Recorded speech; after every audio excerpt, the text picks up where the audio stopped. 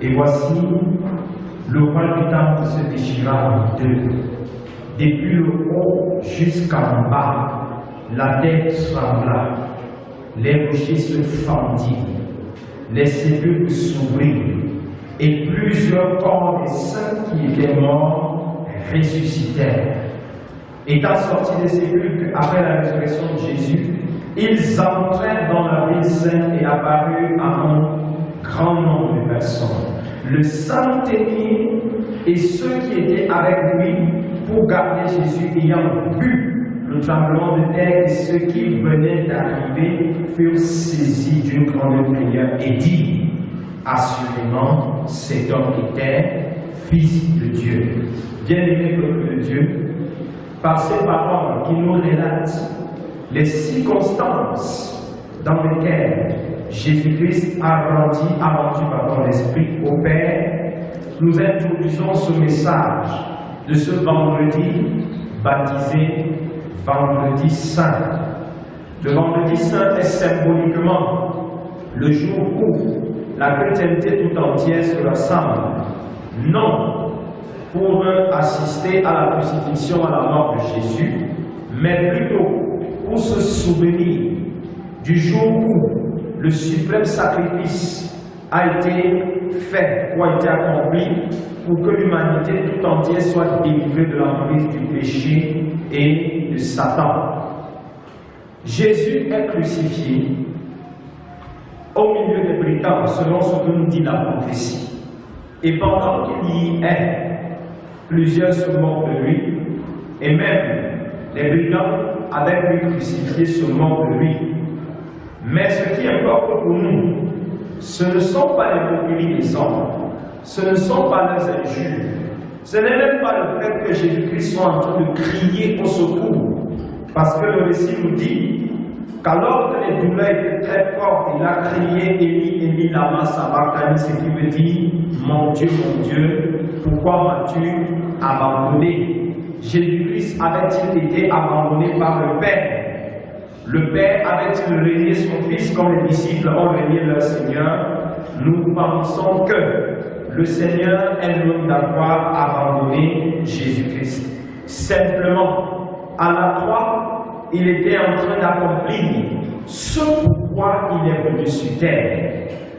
À l'annonce de sa naissance, l'ange avait dit: c'est lui qui sauvera son peuple de ses péchés. Mais comment cela devait-il arriver? Comment cela devait-il se produire? La Bible nous dit clairement que c'est par le biais de sa crucifixion. D'ailleurs, quelque temps avant d'affronter la mort, il a dit à ses disciples: il faut que le grain de blé tombe en terre et meure. Et parlant du grain de blé, il parlait de lui-même. Il parlait de sa mort sacrificielle. Cette mort est lourde de symbole pour tout le peuple de Dieu. En fait, lorsque nous avons compris pourquoi est-ce que Jésus est allé à la croix, nous affirmons notre identité de fils et de filles du royaume, sans craindre qui que ce soit ou quoi que ce soit. Quand nous avons compris pourquoi le voile a été déchiré, nous nous réjouissons de ce que quelque chose a été fait à la croix. Quand nous avons compris la signification réelle et profonde de la mort de Jésus, nous sommes fiers de nous présenter comme disciples de Jésus et nous sommes heureux d'appartenir à sa famille. Ce matin, en ce message de Vendredi Saint, nous allons donner dans le fond environ 7 raisons ou bien 7 messages qui découlent du sacrifice de Jésus-Christ à la croix. La Bible nous dit, lorsque Jésus-Christ était à la croix et que les gens se moquaient de lui, après qu'il ait crié Élie, Élie, lama sabachthani, il a poussé un grand cri et a rendu l'esprit. De nombreux événements ont entouré le moment où Jésus-Christ passait de vie à trépas, le moment où Jésus-Christ rendait au Père son esprit.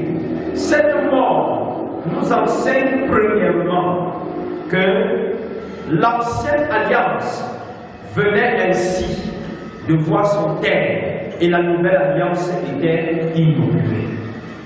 En déchirant le voile, Jésus est en train de prononcer de manière silencieuse la fin de la première alliance où les péchés, où le pardon des péchés était accordé par le sacrifice des taureaux et des boucs.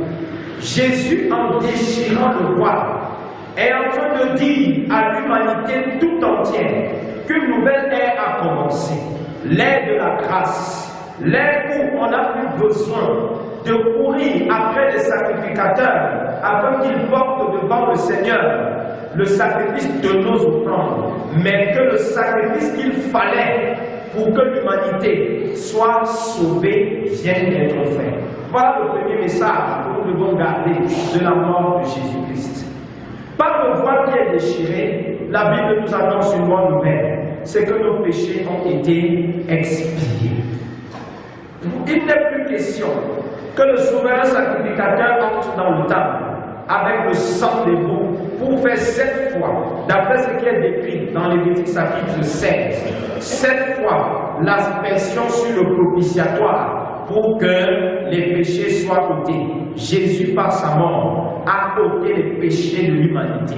D'ailleurs, le jour où Jean-Baptiste l'a vu, qu'a-t-il dit à son sujet? Voici l'agneau de Dieu qui ôte le péché du monde.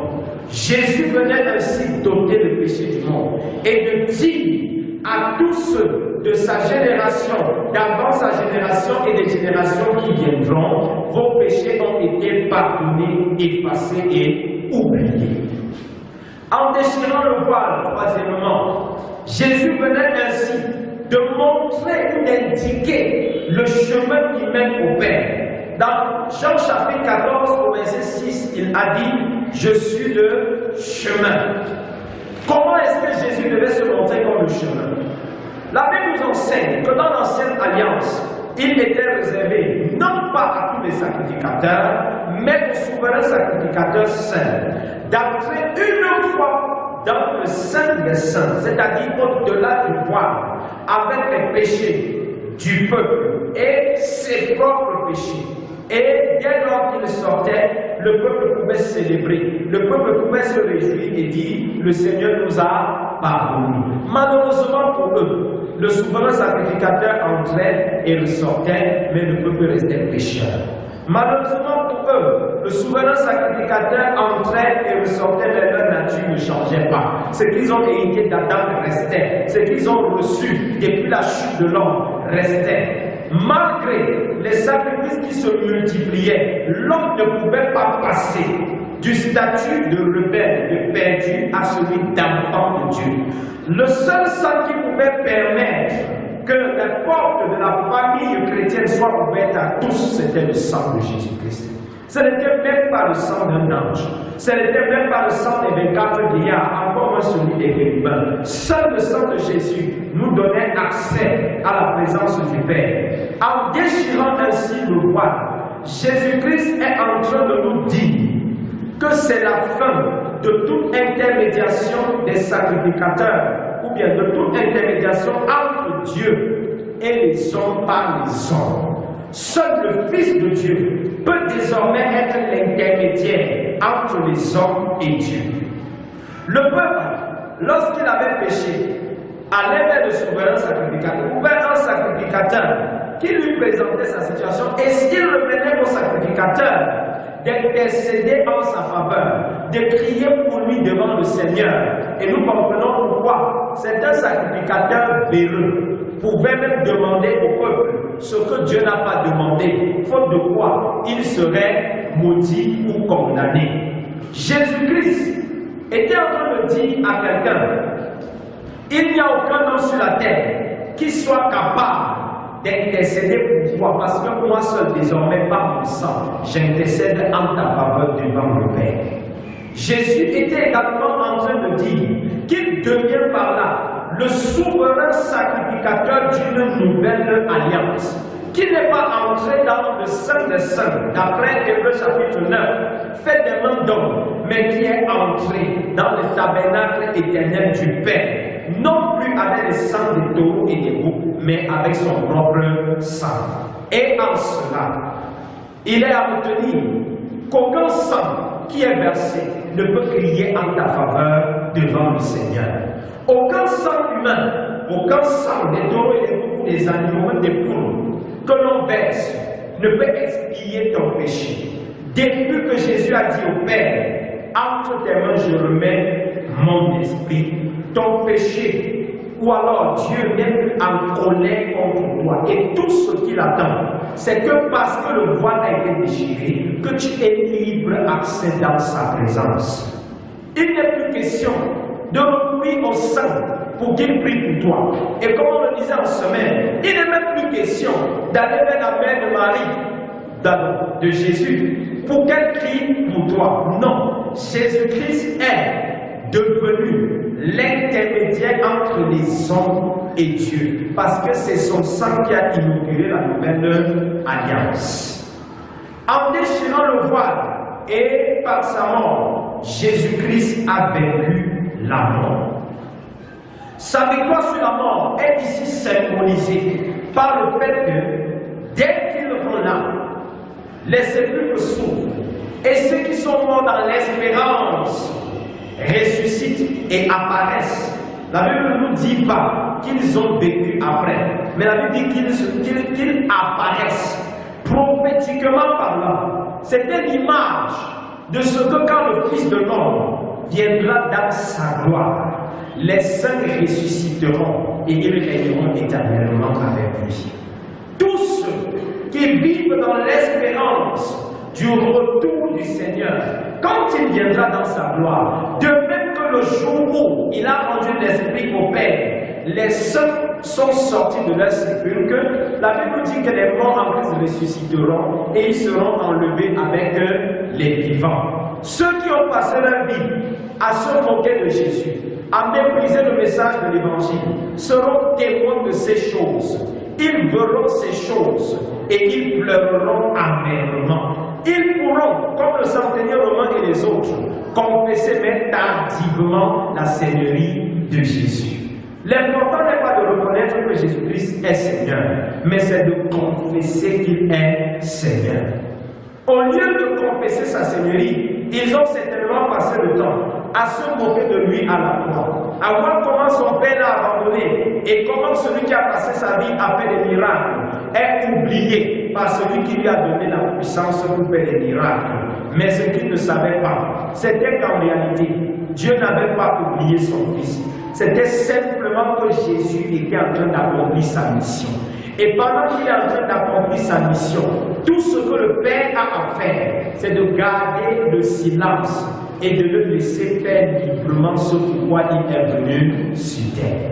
De même que Jésus-Christ, pendant qu'il priait à la croix et que le ciel était silencieux, il arrivera aussi que pendant certains déserts de ta vie, tu aies l'impression que Dieu t'a abandonné.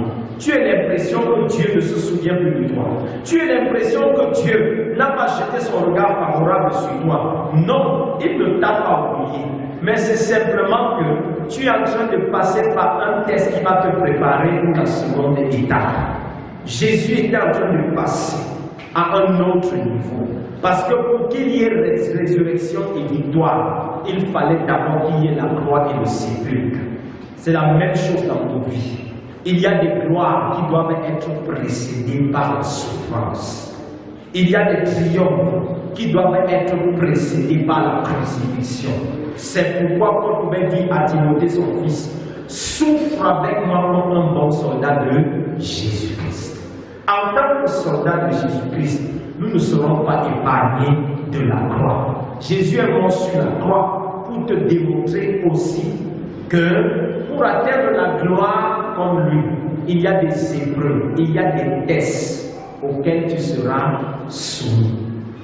L'autre chose que nous retenons de la mort de Jésus-Christ, c'est que par sa mort, Jésus est désormais reconnu comme Seigneur, même par les langues qui ont passé le temps à le maudire.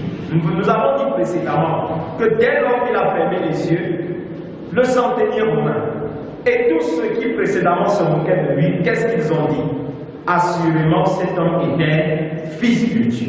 Et selon ce qui est dit dans Philippiens chapitre 2, Le Seigneur, à cause de son humiliation et de son abaissement, lui a donné le nom qui est au-dessus de tout nom, pour qu'au nom de Jésus, tout genou fléchit dans les cieux, sur la terre et sous la terre. Lorsqu'on parle des genoux qui vont fléchir, on ne parle pas des genoux des adorateurs, mais des genoux de tout le monde, même de ceux qui se moquent du nom de Jésus-Christ.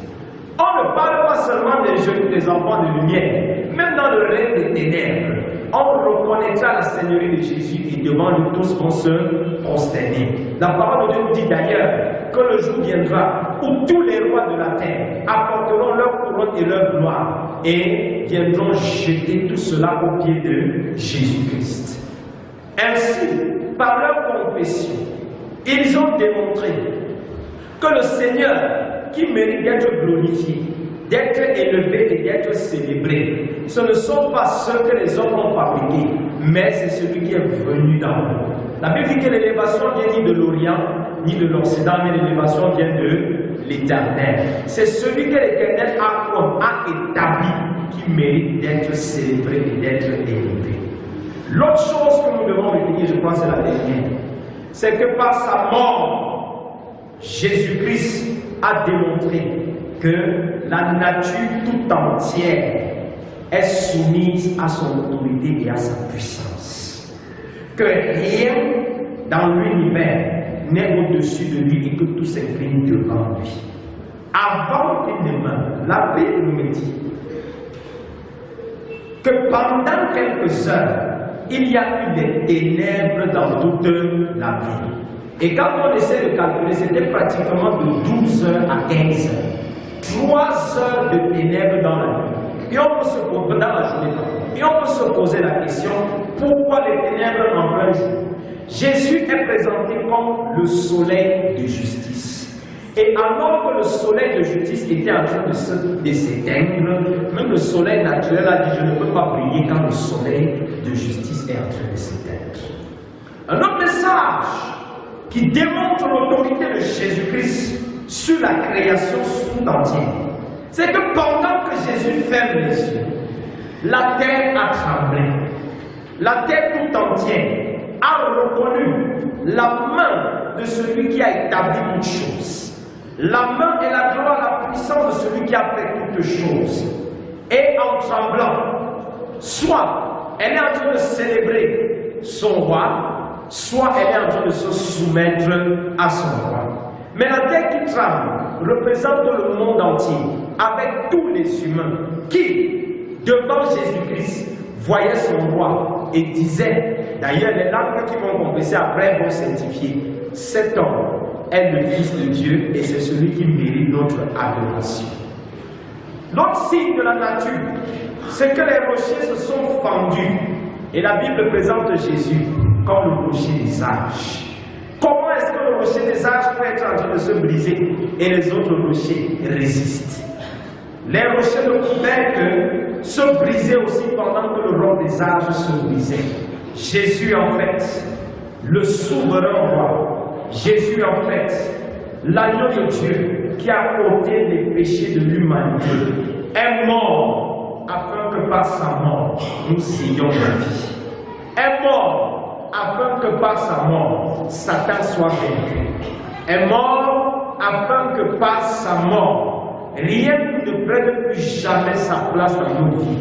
Et si la nature s'est soumise, ça veut dire qu'il n'y a aucun élément de la nature qui saurait remplacer Jésus-Christ dans ton cœur.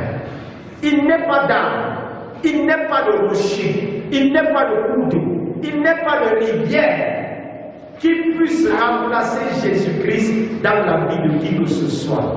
Christ est Seigneur et sa Seigneurie mérite d'être reconnue, d'être célébrée. Christ est Seigneur.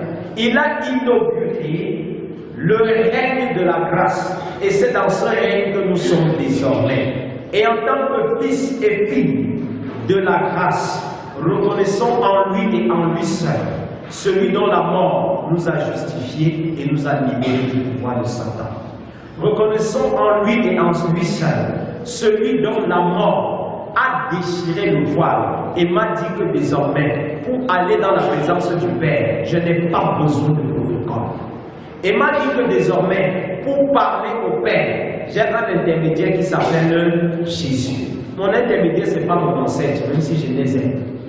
Mon intermédiaire, ce n'est pas un arbre qui est muet. Ce n'est pas une statue qui est muette.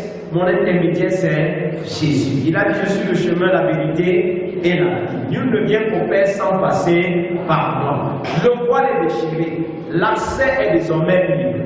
Allez dans la présence du Père. Pleurez là-bas.